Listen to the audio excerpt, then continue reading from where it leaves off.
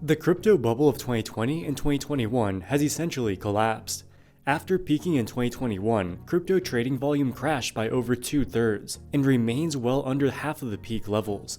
The reason is that many people have lost money on their crypto investments, leading to dampened interest by ordinary investors.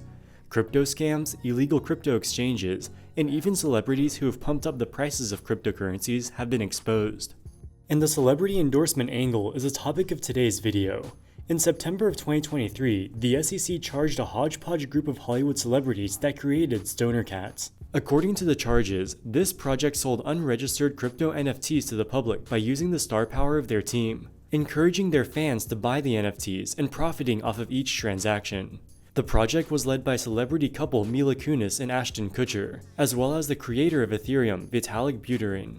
So was this project really a scam for celebrities to make millions off of their unsuspecting fans? In this video, we'll take a deep dive into the story of Stoner Cats, the strange brainchild of two adored Hollywood celebrities, the Russian genius computer programmer who invented Ethereum, and good old-fashioned greed. Hey, babe. Yeah.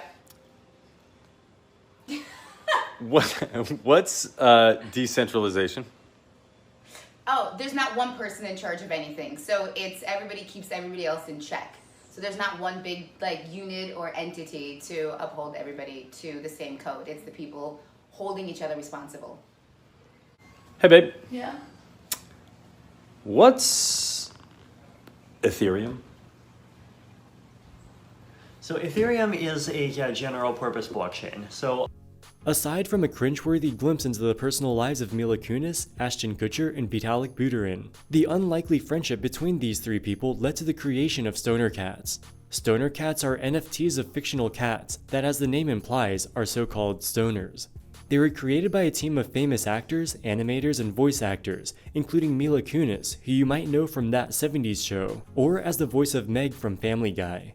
Other big names on the project were Ashton Kutcher, Chris Rock, and of course Vitalik Buterin, the creator of Ethereum. Each Stoner Cat NFT represents a uniquely generated image of one of the characters from an animated series also called Stoner Cats. 10,420 of these NFTs were created in 2021, at the peak of the crypto bubble.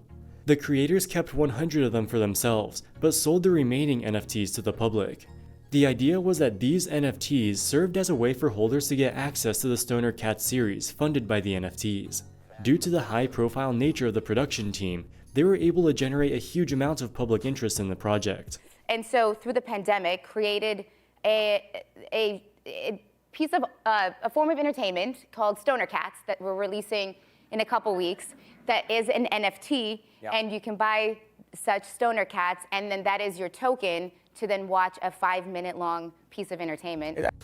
The idea behind the Stoner Cats NFTs is that it's somewhat like fan crowdsourcing for a television series. This allows the production process to cut out the middleman, like Netflix or Hulu. Instead, all the funds paid by the end consumers goes directly to the producers. The NFTs were initially sold to fund the production of the Stoner Cats series, and on top of that, 2.5% of each transaction of the NFTs is taken as well. Theoretically, this is an innovative way to utilize NFTs to bring video entertainment into the blockchain. Each Stoner Cat was priced at 0.35 ETH, or around $800 at the time. Although the primary stated purpose of holding an NFT was exclusive access to the show, another highlighted benefit of owning them was for the option to resell the NFTs on the secondary market. It's not hard to see why the idea of buying a Stoner Cat was alluring. The team behind the project had impressive credentials, including several Hollywood producers and celebrities. They even had Vitalik Buterin, the man who created Ethereum. Investors were told that the more successful the Stoner Cats show became, the more successful the NFT will be. So if the show did well, the idea was that the value of the NFTs would go up. The offering was a resounding success. All of the NFTs were sold out in about half an hour. On the surface, the idea of using NFTs for an independent TV series seems potentially interesting. NFTs are commonly called digital art, and you could say that an animated series about sentient house cats is a form of art. Additionally, running on the blockchain is inherently decentralized, which allows the creators to cut out the middleman in the production process. But that's about where the logic ends. There's nothing about the blockchain that enables the idea of an independent television series. The Stoner Cats team portrayed ownership of an NFT like a ticket that allows you access to the content, kind of like the login credentials to a Netflix account. But you could achieve the exact same thing by simply putting the series behind a paywall on their own website. You'd still cut out the middleman. There's nothing about the Stoner Cats NFTs that makes the process any more efficient or otherwise better. Although the stated primary purpose of the NFTs is that it's all about the Stoner Cats show, even that linkage is hard to justify. The only selling point about the show is a short trailer and the star power of the production team. The animation itself looks amateurish and low production quality. Each episode is only about 5 minutes long, and there are a total of just 6 episodes. It feels more like a pet project that someone created during evenings and weekends than a professional production. It's hard to imagine that very many people would be so enthusiastic about such a show that they'd be willing to spend any significant amount of money for access, especially considering that each Stoner Cat was priced at 0.35 ETH, or approximately $800. For about 100 times the monthly price of a Netflix subscription, Stoner Cats offered one low-budget series with less than an hour of total runtime. So why were people so excited about Stoner Cats that the entire inventory of over 10,000 of them sold out in just over half an hour? When the crypto market started to deteriorate in the later part of 2021, the Stoner Cats team encouraged people to use the market dip as an opportunity to buy more of the NFTs. If the core purpose of the Stoner Cats was to provide access to the show, why would anyone need more than one NFT? That would be like having multiple Netflix subscriptions. The only other reasonable justification for buying the NFTs is for the ability to trade them on the secondary market in the hopes of making a profit. There ended up being significant trading activity in Stoner Cats NFTs on the secondary market. Some sales priced them at over $100,000 worth of ETH each. The Stoner Cats team received a 2.5% royalty fee on each transaction, giving them an incentive to use their celebrity power to stir up trading activity in the NFTs. Needless to say, the Stoner Cats team made huge amounts of money off the project. In September of 2023, the SEC formally charged Stoner Cats for conducting an unregistered offering of crypto securities. Stoner Cats then offered to settle with the SEC for a $1 million penalty and to stop the Stoner Cats NFTs.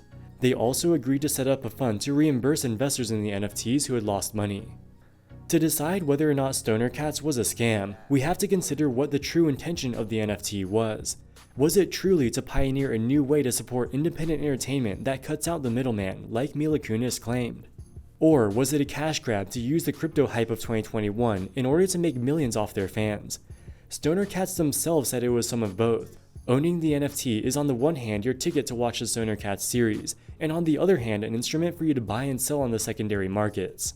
But how much of it is the first and how much of it is the second? Since each NFT cost $800 at the time of the offering, and given the low quality nature of the show itself, it's essentially impossible to make the argument that access to the series is the main use case for the Stoner Cats. After the initial offering, the Stoner Cats NFTs traded much like any other crypto, with the price swinging wildly up and down. The trading volume was so violent in the first few minutes that Ethereum gas fees, or the cost of trading Ethereum, spiked by 1,000%. And that applied to the entire Ethereum network, not just Stoner Cats. That's typical of any crypto fad, and Stoner Cats NFTs were no exception. But not everyone agreed with the SEC's charges against the Stoner Cats. In a dissent, 2 members of the SEC said that they believed these NFTs shouldn't have been considered any different from a collectible. They said that the offering of the NFTs constitutes fan crowdfunding. Analogously, in the 1970s, when Star Wars was first released, the toy company Kenner sold certificates that were redeemable at a future date for Star Wars action figures. These certificates were bought and sold on secondary markets, supposedly similar to how the Stoner Cats NFTs were bought and sold on secondary markets. But the Stoner Cats and the Star Wars action figures are completely different. Star Wars was already a cultural phenomenon at the time the action figures were sold, and the toy company did not market them as a way for people to make a profit on their investment. Obviously, there would have been some people who bought them because they thought they would be worth more in the future, but the majority of people bought them because they were already huge Star Wars fans, and having the action figures themselves was worth the price. To the extent that anyone traded, bought, or sold these action figures with their friends, it would have been because of the value of the action figures themselves. Stoner Cats, on the other hand, were obviously an instrument to enable gambling. They were clearly marketed towards an adult audience, as evidenced by the adult content and the high prices. When the market prices of Stoner Cats NFTs went down, they then used their star power to encourage people to continue buying them on the dip. Buying and selling Stoner Cats inevitably became no different from gambling. Some people made money, a lot of people lost money, And on every single transaction, the Stoner Cats team collected their 2.5% royalty fee. The Stoner Cats story just goes to show that there are infinite and ever more creative ways for people to extract money off the general public. Whether Mila Kunis, Vitalik Buterin, or anyone else on the project knew what was really going on, the truth is that the project was just another way to profit from their fan base. Using crypto was just a particularly convenient and opaque way for them to do it. As fans, we should be careful not to let star power or our own personal love of Hollywood celebrities cloud our judgment. Whenever someone encourages you to spend a large sum of money on something with the promise of making more money, you should run the other way as fast as you can, even if the person telling you to do it is a household name. Alright guys, that wraps it up for this video. What do you think about Stoner Cats? Do you think Mila Kunis thought of the project as a way to make a quick buck at the expense of her fans? Or was it just an innocent effort to create an innovative way to fund entertainment projects? Let us know in the comments section below. On an unrelated note, we're excited to launch the beta version of a new product we've been working on for the past year. Hedge funds and other professional investors often gain an edge by purchasing alternative data sources, which can give real-time signals about how companies will perform before they report earnings. But thanks to recent advances in technology, this data no longer needs to be monopolized by hedge funds. For the past 9 months, we've been recording airline ticket price data and using this to predict airline revenue and profitability before they report earnings. Our data has already been proven out empirically with a 92% correlation between our estimates and reported airline revenue in the most recent quarter. The product is still in beta mode, and we intend to add plenty of new features over time. While it's in beta, the product is 100% free. All you have to do is create a free account, and then you get access to all of the content. We'd love to hear your feedback on the product, so if this is something that interests you, go to our new website, differentiatedanalytics.com.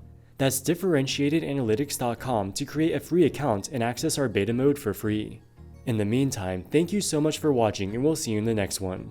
Wall Street Millennial, signing out.